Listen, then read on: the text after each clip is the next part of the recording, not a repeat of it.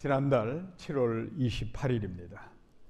이날 호주 언론이 아주 특별한 사건에 대한 기사를 각 언론들이 보도를 했습니다. 그 사건의 이야기는 멜본에 있는 GP 의사 제레스 콕이라는 분인데, 이분은 중국계 의사입니다.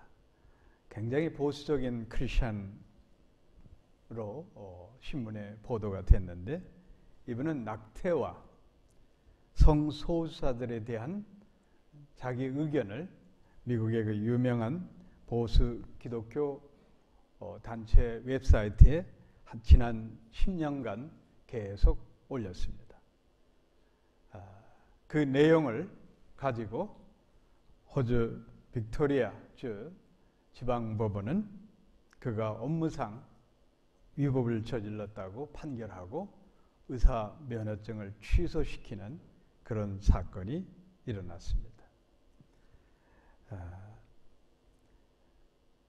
이분은 강조하는 게, 성경은 낙태와 동성애 행위가 부도덕한 일이라고 매우 명확하게 가르치고 있다. 그렇기 때문에 나는 그에 대해서 요즘 성소수자나 레인보우 그룹을 비롯해서 소위 진보주의 단체들이 굉장히 안티 기독교 캠페인을 벌이고 있는 데에서 나는 반대 의사를 분명히 표한다. 그렇게 자기의 뜻을 피력을 했습니다. 이 사건으로 인해서 호주 기독교 단체하고 특별히 기독교 보수적인 사상을 갖고 있는 호주 패밀리 퍼스트 정당은 여기에 대해서 강력한 유감을 표시하고 불공정한 언론의 자유에 대해 지금 논쟁을 벌이고 있습니다. 여러분, 이 시대가 알게 모르게 굉장히 반기독교적인 그런 흐름 속에서 정말 예수 믿는 사람들을 공격하고자 하는 무리들이 보이지 않게 상당히 깔려 있습니다. 소위 말하면 인본주의, 사회주의, 진보주의 그런 기치를 내걸고 우리 믿는 사람들을 공격하고 있는데, 그 레인보우 그룹을 비롯한 소위 진보주의자들이 동물 학대, 동물을 죽여서는 안 된다. 그래서 채식주의를 굉장히 주장합니다. 그런데 여러분, 그 사람들이 낙태하는 것에 대해서는 또 반대하지 말라. 낙태는 여성들의 인권으로 자유를 누릴 수 있다. 자기 마음대로 할 수 있다. 이게 얼마나 아이러니하게 이렇게 비성경적인, 여러분, 하나님이 주신 생명을 죽이는 건 괜찮고 동물은 죽여서는 안 된다. 이런 세상에 우리가 살고 있습니다. 인간이 아무리 만물의 영장이고 귀한 존재라 하더라도 하나님 앞에서는 피조물에 불과합니다. 창조주 하나님보다 그 위에 어떤 것도 있을 수가 없습니다. 저는 덕터 콕 의사처럼 성경 말씀을 들고 담대하게 진리를 외칠 수 있는 용기, 그 용기를 가진 사람들이 이 시대에 필요하다고 저는 생각합니다. 많은 그리스도인들이 외적인 종교적 행위는 하면서도 정말 진리를 외치고 목숨 걸고 예수의 복음을 전하는 데 있어서는 두려워합니다. 여러분, 하나님의 사람들은 하나님 외에 두려워할 자가 없는 겁니다. 믿습니까? 하나님을 정말 두려워하면은 이 세상에 어떠한 악한 무리들이 공격하고 도전한다 하더라도 두려워하지 않습니다. 신령한 용기, 바로 성령님께서 주시는 건데, 이 신령한 용기를 가진 사람들은 죽음을 초월합니다. 그런 사람들이 초대교회 성도들이고 오늘날 정말 예수 잘 믿는 참 그리스도인들입니다. 신령한 용기, 이게 복음이 되어야 되는 겁니다. 2차 대전 당시에 알버트 아인슈타인 박사가, 이분은 유대인이니까 유대 전통 유대교를 믿었던 사람이에요. 그러다 이분이 마음을 유대교에서 기독교로 바꾼 그런 계기가 있었습니다. 그 당시에 독일의 그 히틀러 나치당이 독재로 많은 사람들을 힘들게 했습니다. 완전 거짓된 그런 사상을 가지고 수많은 사람들에게 피해를 입히고 억압하는, 거기에 대해서 적어도 지식층이라고 하는 대학 교수, 대학생들, 그리고 언론인, 또 작가, 예술인, 이런 사람들만큼은 나치즘에 대항할 줄 알았는데 다들 아부하는 거예요. 그 독재 정권 앞에서 다들 아부하고 그러는데 유일하게 교회와 몇몇 기독교 인사 목사님들, 예를 들면 보네포 같은 목사님들, 이런 분들이 나치당과 강력하게 목숨 내놓고 싸우는 것을 보고 아인슈타인 박사가 큰 감동을 받아서 기독교가 믿는 하나님에 대해서 말년에 그분이 깊이 연구하게 된 계기가 있었습니다. 여러분, 종교개혁자 마틴 루터가 보름스 법정에서 서게 됩니다. 이건 단순한 재판이 아니에요. 이 재판에서 지면은 마틴 루터는 사형을 당해야 될 그런 생명을 내놓는 법정에 나가게 되는 거예요. 교황청에서 나온 악한 무리들이 쫙 모여서 마틴 루터를 이제 유죄로 판결하려고 합니다. 아무도 자기를 변론해 주는 사람 없어요. 그 보름스 그 재판정에 섰을 때 마틴 루터는 다른 말 안 하고 크게 외쳐요. Here I stand.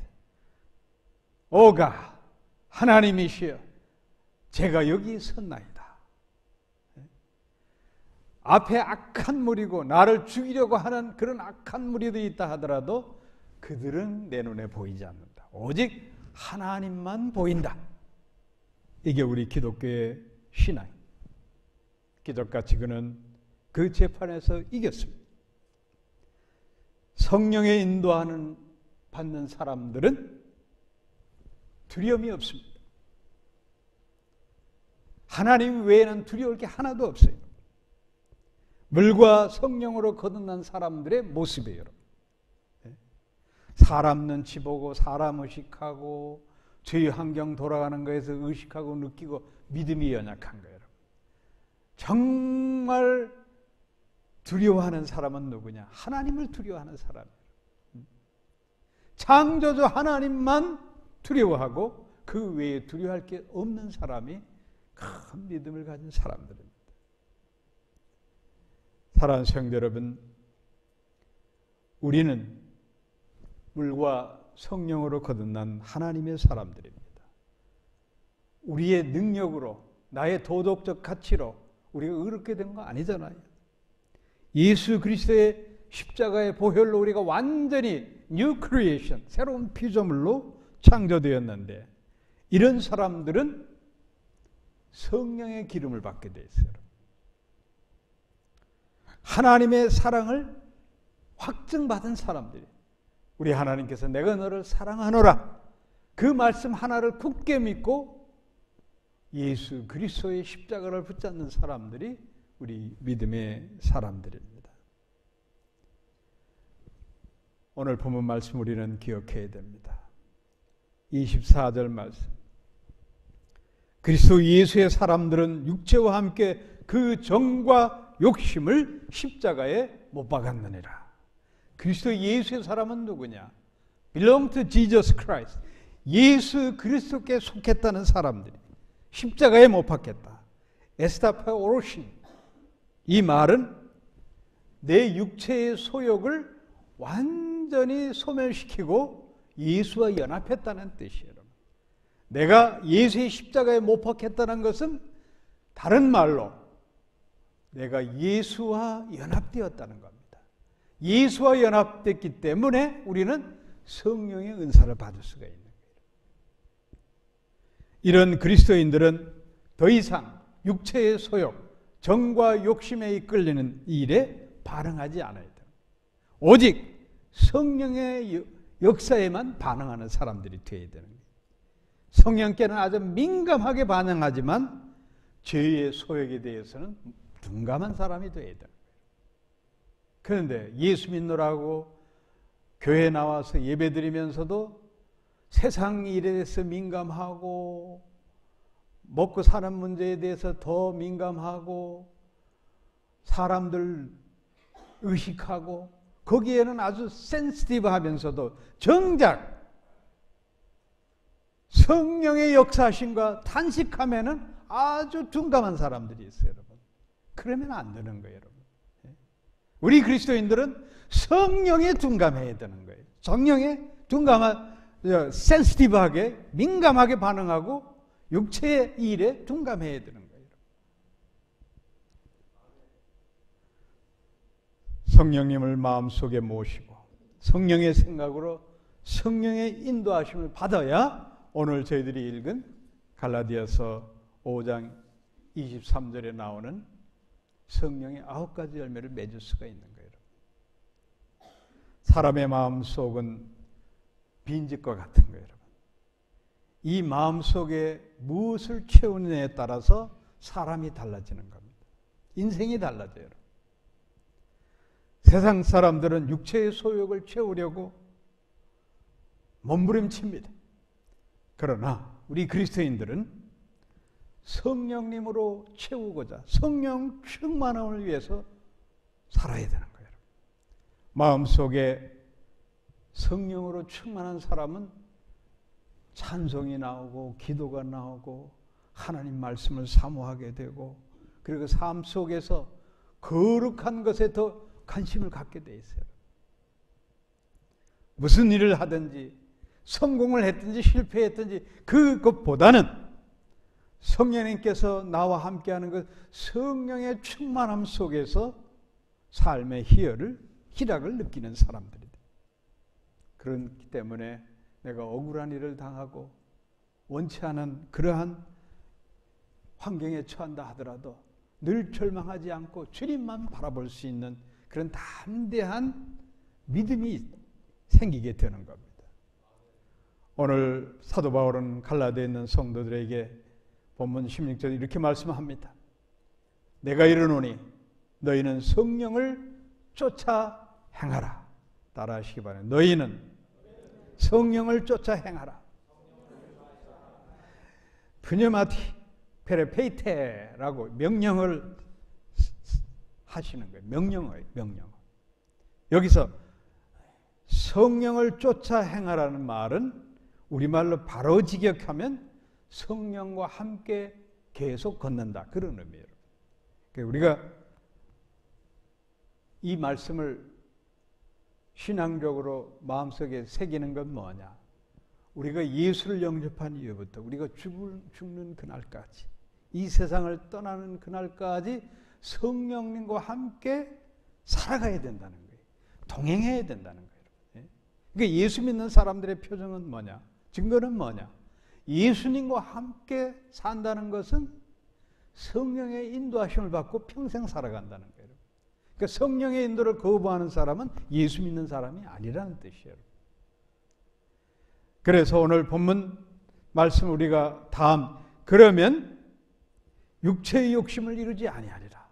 그러니까 성령의 인도하심을 받기 때문에 우리 인간의 바라는 육신의 욕망, 오늘 본문에 쭉 나와 있잖아요. 그런 소욕보다는 성령의 9가지의 열매를 맺는 그러한 성령의 희락 속에서 살아가게 된다는 거예요. 이거 대단히 중요한 말씀이에요. 인생 끝나는 날 그날까지 육체의 소욕 위에 살지 아니하고 성령의 충만함 속에 살아가는 삶의 희락, 이거를 누리라는 겁니다. 성경은 분명히 가리킵니다. 성경이 가리키는 말씀은 크게 두 부류로 인간이 나눠지는 겁니다. 첫째는 영에 속한 사람, 두 번째는 육에 속한 사람. 오늘 본문 17절 말씀을 봉독합니다. 육체의 소욕은 성령을 거스리고 성령의 소욕은 육체를 거스리라니 이 둘이 서로 대적함으로 너희 원하는 것을 하지 못하게 하려 함이니라. 자, 보세요. 육체의 소욕과 성령의 소욕은 어떻게 된다? 서로 대적한다. 영어로 말하면 powerful encounter라는 뜻이죠. 그러니까 크게 충돌한다는 거예요. 크게 충돌. 자, 양자택일을 할 수밖에 없어요. 우리 그리스도인들은 내가 영에 속해 사느냐, 성령의 인도하심을 받고 사느냐, 아니면 세상 사람들과 똑같이 세상 연락을 즐기며 살겠는가, 둘 중에 하나 선택하라는 거예요. 회색지대는 없고, 여러분 적당히 좋은 게 좋은 세상에도 한 발짝 걸쳐놓고 교회 안에도 한 발짝 걸쳐놓고 적당히 회색지대로 살, 검은 것도 아니고 흰 것도 아닌 회색지대가 없다는 거예요. 분명히 성경은 우리에게 가르쳐 사탄이냐 예수냐, 육신이냐 영혼이냐, 선이냐 악이냐, 매 순간마다 양자택일을 요구하고 있는 겁니다. 영적 세계에서 보면은 이 세상에는 마귀의 인도를 받는 사람들이 참 많습니다. 성령의 인도 받는 사람이 얼마나 되겠습니까? 그러니까 좁은 길로 들어가야 영생을 얻고 천국 백성이 되는데 왜 많은 사람들이 좁은 길로 가지 않겠습니까? 성령의 인도하심을 받는 삶보다는 세상의 쾌락과 세상의 연락에 빠져서 넓은 길로 가기를 원하기 때문인 겁니다. 그리스도인은 성령의 인도하심을 받아서 경건 생활을 하며 살아가는 사람들입니다. 제가 들은 얘기예요, 여러분. 어느 목사님 그런 말씀을 하는데, 아니 그분이 직접 유명한 점쟁이한테 들었다는 거예요. 한국에서 내노라는 점쟁이인데 이 점쟁이가 목사님한테 그 얘기를 하더라는 거예요. 정월달이 되면은 많은 사람들이 한 해의 운세 어떻게 될까? 돈 잘 벌까? 사업 잘 될까? 자식들 시집장가 갈까? 이래가지고 점을 치러 오는데 정월달에 그냥 손님이 바글바글, 유명한 점쟁이 바글바글 오는데, 그런데 그 중에 대부분이 기독교 신자들하는 겁니다, 여러분.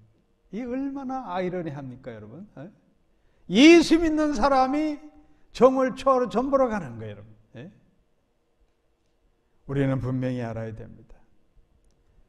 절대 무당이 점쳐주는 점, 성령께서 계시하는 하나님의 말씀 섞일 수가 없는 거예요, 여러분. 섞일 수가 없어요, 여러분. 우상을 섬기면서 하나님을 섬기겠다는 말도 안 되는 소리예요, 여러분. 우리 그리스도는 분명히 해야 돼요. 나를 따라오려던 자기 십자가를 찌고 나를 따라가는 거예요. 그게 뭘 의미하겠어요? 딱 과거의 것은 십자가에 못 박고 나를 따라오라는 거예요. 과거에는 미신도 믿고 우상도 섬기고 세상 연락에 치여서 남들보다 더 즐겁게 산다 할지라도 예수 믿은 이후부터는 완전 두 모짜리 딱 자르고 이제 크리스찬이 돼야 되는 거예요. 그러지 않은 사람들이 너무 많다는 거예요. 성령님, 영어로 The Holy Spirit이라고 해요. Holy Spirit, 거룩한 영이란 뜻이죠. 자, 성경에 보면은 귀신은 형용사가 앞에 붙어. 더러운 귀신이라고. 더러운 귀신. 가끔 이렇게 간증하는 사람들 내가 본 지옥 해가지고 이렇게 얘기하는 사람들 중에 자주 뭐 봤는지 안 봤는지는 모르겠지만 보면은 그 지옥에는 악취가 난다는 거예요. 단테 신곡에도 나와요. 지옥은 진짜 악취, 코가 문드러질 정도의 그런 악취가, 더러운 귀신들이 여러분. 한마디로 예수님 더러운 귀신아 나가라 했잖아요. 여러분, 귀신은 더러운 거예요. 여러분, 이 더러운 귀신하고 성령님은 절대 가까이 할 수가 없는 거예요. 그러니까 우리의 심령을 예수님이 분명히 했어요. 베드로가 물었어요. 사람이 악하게 되고 이 세상이 악하게 되는 것은 왜 그렇습니까? 난 질문했어요. 속에서 더러운 게 나간다는 거예요. 속에. 우리 심령은 아담의 원죄 이후에 부패한 심령이 되어 있는 거예요. 우리 속에는 이렇게 예수를 안 믿으면 부패하고 더러운 것들로 가득 찰 수밖에 없는 존재예요. 그러니까 the Holy Spirit, 성령님은 거룩한 분이에요. 우리 하나님을 가까이 가려면 거룩해져야 되는 거예요. 여러분. 거룩해지지 않고서는 하나님께 가까이 갈 수도 없고 하나님의 거룩한 영인 성령을 받을 수가 없는 거예요. 근데 자, 여러분 생각해 보세요. 우리가 무엇으로 거룩하겠습니까? 의롭고 도덕적으로 바르게 살고 안 되는 거죠, 여러분. 정말 기도하고 성령님을 사모하고 성령의 은사를 사모하고 성령의 은혜를 사모하는 사람들은 기도하면 기도할수록 예수님밖에 없다는 걸 깨닫게 돼요. 내 이 추하고 더러운 죄, 하나님께 가까이 올 수 없는 이 더러운 죄, 이 죄를 예수님 보혈밖에 없구나. 이걸 깨닫게 되는 거예요. 십자가의 보혈밖에 없구나. 그래서 예수님 계속 주 예수의 이름을 부를 수밖에 없는 거예요. 여러분.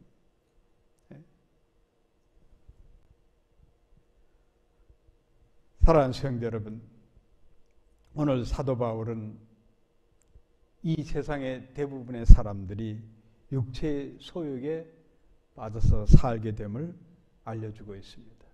성령의 열매는 9가지밖에 안 되는데 육체의 소욕은 엄청나 많죠. 오늘 우리가 성경 읽은 대로 분냄과 더러움과 시기와 질투와 우상숭배와 엄청 음란과 호생 엄청 많은 거예요, 여러분.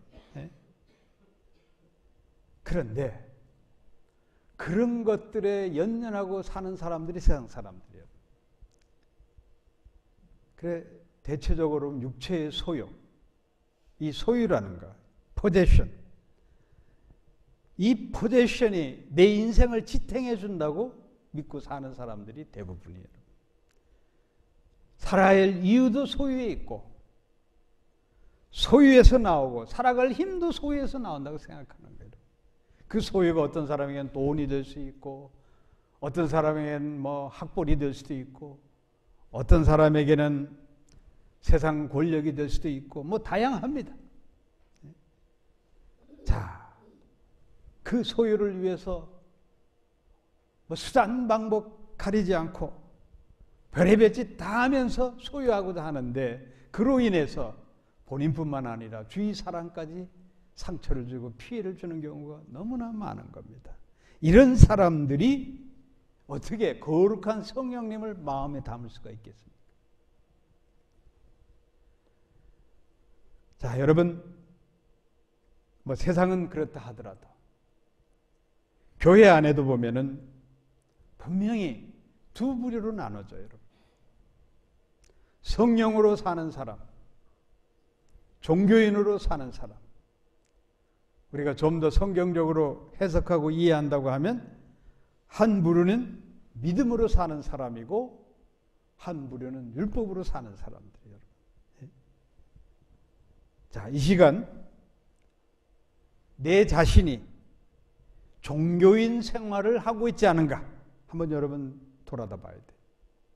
아니면 정말 내가 성령 충만한 믿음으로 신앙생활을 하고 있는지 우리 자신 한번 돌아다 봅시다. 사도 바울은 갈라디아서에 있는 사람들에게 율법주의에 빠진 자들이 계속 하나님의 은혜보다 자기의 의로 유대계 그리스도인들이 계속 율법을 강조하는 거예요. 그래서 갈라디아서 3장 1절에 보면 어리석도다 갈라디아 사람들아. 그리고 3절에서 이렇게 질책합니다. 너희가 이같이 어리석었느냐? 성령으로 시작하였다가 이제는 육체로 마치겠느냐? 그러니까 성령 충만한 예수의 보혈로 죄의 사함을 받고 그리스도인이 되고 성령의 사람이 됐는데 또 다시 율법으로 구원받아야 된다고 유대교 그리스도인들이 계속 교회 교인들을 헷갈리게 만드는 거예요. 그래서 탄식하는 거예요. 여러분. 자, 여러분 우리가 알아야 되는데 율법이라는 것, 이 율법을 잘 지켜서 구원받겠다고 생각하는 사람들이 누구예요, 여러분? 바리새인들 아니에요, 여러분. 예수님께서 그토록 바리새인들을 미워한 게 바로 그거예요, 여러분. 그건 종교적 위선이 끝나는 거예요. 종교인은 될 수 있을지 몰라도 구원받는 하나님 백성되기는 어려운 거예요. 자, 우리가 쉽게 이해합시다. 우리가 십계명을 알죠. 십계명 가운데 십계명 다 완벽하게 지킬 수 있는 사람 한번 손 들어보세요. 아니, 그 중에 한 개라도 제대로 지키기가 어려운 게 십계명이에요, 여러분. 그런데 바리새인들이 주장하는 그 율법이라는 것은 수백 가지예요, 여러분. 그 율법이 정해놓은 유대 전통에 따라서 만들어진 그 율법, 물론 근거는 모세 오경과 선지자의 강령으로 만들어진 율법이겠지만은 여러분 100가지 율법이 있다고 쳐요. 100가지 율법을 완벽하게 다 지킬 사람 아무도 없어요, 여러분. 그런데 아이러니하게도 그 중에 율법 하나만 한 조항이라도 어긋나게 되고 지키지 않으면 어떻게 되느냐? 99가지 다 지켜도 소용이 없는 거예요. 범법자가 되는 거예요. 예? 길티가 되는 거예요, 여러분. 그게 율법이라는 거예요. 그래서 율법으로 구원받을 수가 없다. 이게 갈라디아서 아주 중요한 주제예요. 로마서를 축소해 놓은 게 갈라디아서예요. 예? 그래서 어리석은 갈라디아인들이요. 사도 바울이 탄식하는 거예요. 율법으로 어떻게 구원을 받고 성령을 받겠느냐? 안 되는 일이다. 그렇기 때문에 누가 필요하냐? 우리가 구원받는 것은 믿음으로 구원받는 거다. 믿음으로. 우리가 믿음으로 의롭게 되는 것이지 내 율법이나 경건죄이나 의로서 구원받는 게 아니다라는 뜻이에요. 그래 그 한 예를 갈라디아서 3장 6절에서 아브라함, 믿음의 조상 아브라함을 비유를 들어서 사도 바울이 설명합니다. 아브라함이 하나님을 믿음에 이것을 그에게 의로 정하셨다 함과 같으니라. 아브라함이 인간적으로 보면 자기 마누라를 죽을까 봐 내 누이 동생이라 해가지고 바로한테 바치려고 하는 비겁한 사람 아니에요. 무슨 의가 있어요, 여러분. 아브라함이 의롭게 된 건 믿음으로 의롭게 돼서 믿음의 조상이 된 거예요. 그러면서 9절에 보면 그러므로 믿음으로 말미암은 자는 믿음인 아브라함과 함께 복을 받느니라. 우리도 예수 그리스도를 구주로 믿어 의롭게 되어서 아브라함처럼 믿음의 유산으로 하나님의 성령의 은총을 받고 성령의 인도하심을 받고 이 땅에서도 복을 받게 돼 있다. 이렇게 말씀하는 거예요. 사랑하는 성도 여러분, 오늘 사도 바울이 우리에게 주고자 하는 말씀 우리는 다시 한번 기억해야 돼요. 절대 우리의 행위나 의로 우리가 의롭게 돼서 성령 충만함을 받는 게 아니에요. 오직 예수님밖에 없는 거예요. 예수님을 믿으로 말미암아 그로 인해서 예수의 보혈로 우리가 의롭게 돼서 주 예수님을 바라보고 하나님의 능력을 내가 받을 수 있게 되는 거예요. 비록 나는 허물이 많은 죄인이지만 하나님께서 분명히 나를 사랑하신다. 그리고 하나님 예수님 외에는 내가 주님께 나아갈 길이 없다. 그럼 몸부림치면서 주 예수여 나를 구원하소서 그렇게 외치는 자들에게 성령의 기름을 부어주시게 되는 거예요. 사랑하는 성도 여러분, 이 세상에서 사는 무리들이 많이 있지만 그들의 사상과 삶의 목적과 목표와 모든 게 각각 다르고 길이 다르지만 우리 그리스도인들은 오직 하나, 믿음으로 성령의 인도하심을 받고 사는 이것밖에 없는 거예요. 여러분. 우리는 알아야 됩니다. 우리는 숨을 멈추는 죽는 그날까지 우리의 지체 자체가 육신과 영혼, 영과 육의 끝없는 싸움 속에서 우리는 살아가는 거예요. 조금만 삐끗어가면은 세상 사람들과 같이 육신의 쾌락으로 전락할 수가 있는 거예요. 그렇기 때문에 우리는 깨어서 기도할 수밖에 없는 거고 늘 하나님 말씀을 우리의 데일리 라이프, 우리의 일용할 양식으로 삼아야 되는 거예요. 그러지 않고는 안 되는 거예요. 우리가 특별히 성령 충만함을 받고 싶으면 디모데전서 4장 5절 말씀과 기도로 거룩하여지느니라. 여러분, 하나님의 말씀과 기도 없이는 우리가 거룩한 지체가 될 수가 없는 거예요. 여러분. 그래서 우리가 끊임없이 하나님 말씀을 다윗처럼 주야로 묵상하고 끊임없이 기도한다는 건 뭐냐? 주 예수의 이름을 부르는 거예요. 주 예수여, 주 예수여. 계속 주 예수의 이름을 부르는 거예요. 그러면 우리 지체가 성령의 충만한 성전이 되는 거예요. 여러분. 사랑하는 성도 여러분, 하나님은 우리에게 성령의 기름을 부으면서 각 사람에게 성령의 은사를 주십니다. 예수 믿고 물과 성령으로 거듭난 사람들에게는 한 가지 이상의 성령의 은사를 다 주시게 되어 있어요. 가끔 보면 좀 이렇게 영적 권위를 내세우는 목사나 또 자기가 신령한 척하는 교인들이 있어요. 여러분. 그런 분들이 성령의 은사를 방언기도로 내세우는 분들이 있어요.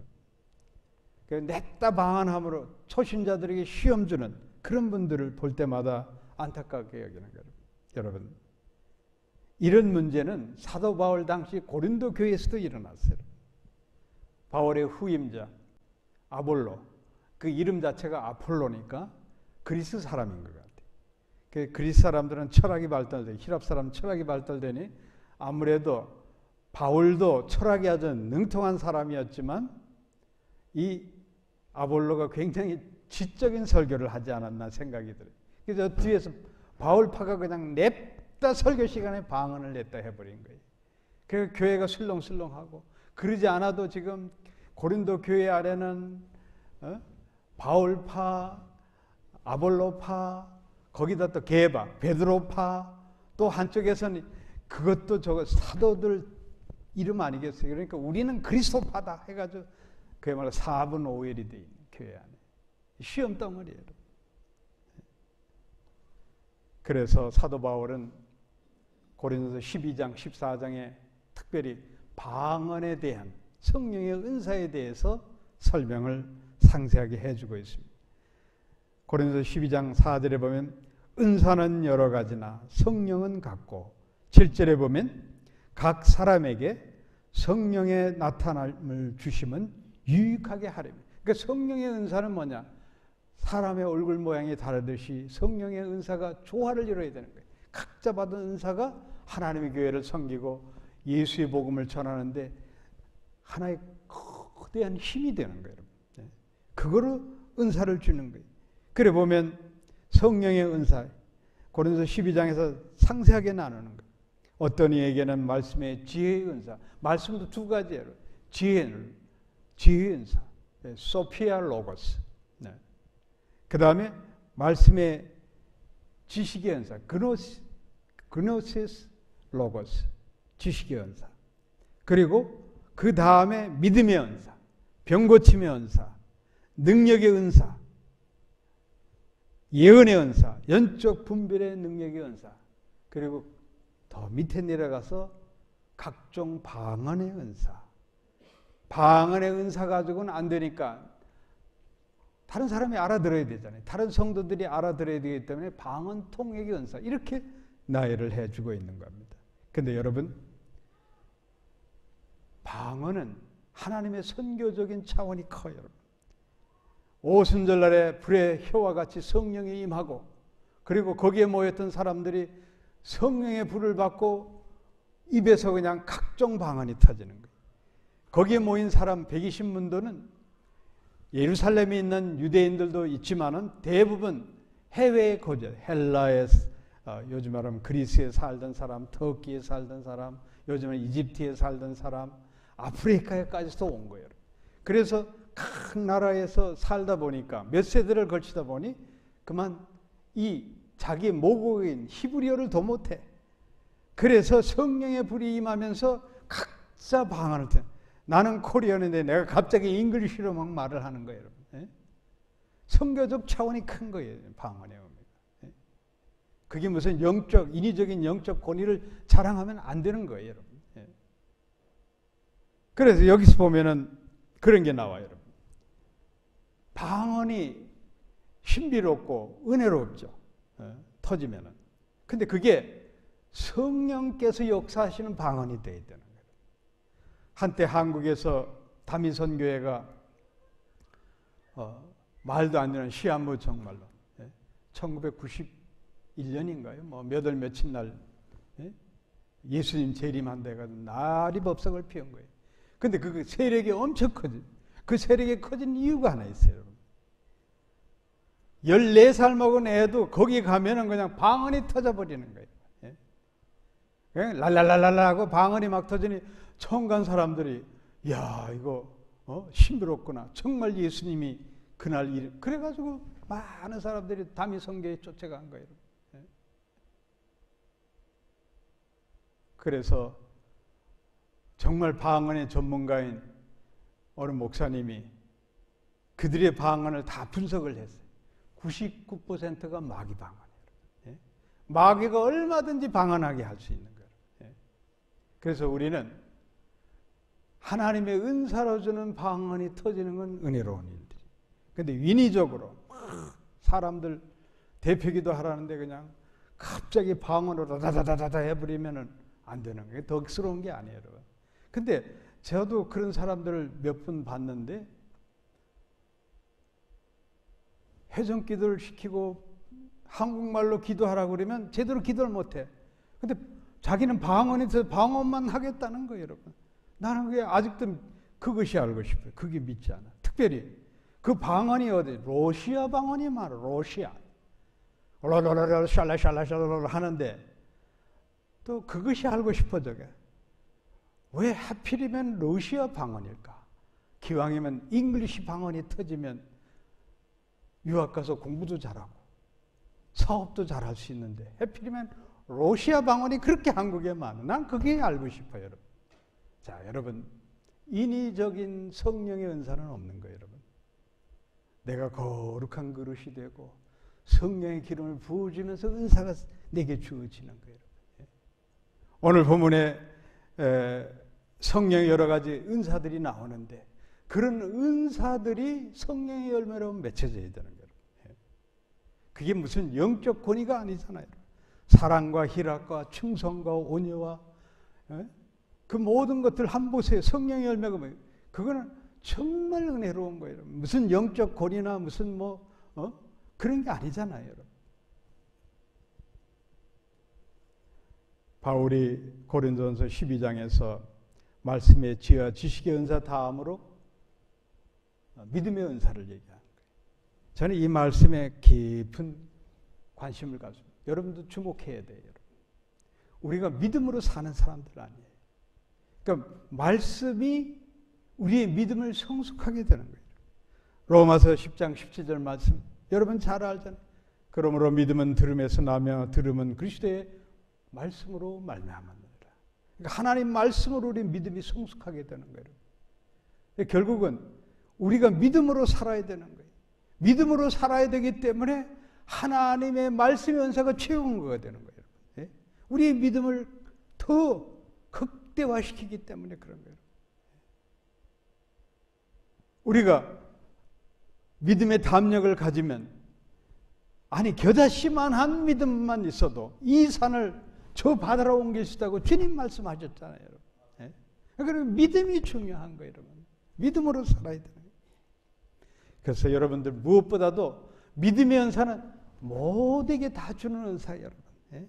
믿음의 은사를 사모하시기를 축원합니다. 누구에게나 마음속에 죄의 본성이 있습니다. 하지만 그 죄의 본성을 자기도 숨기고 나도 모르게 숨겨져 있는 거예요.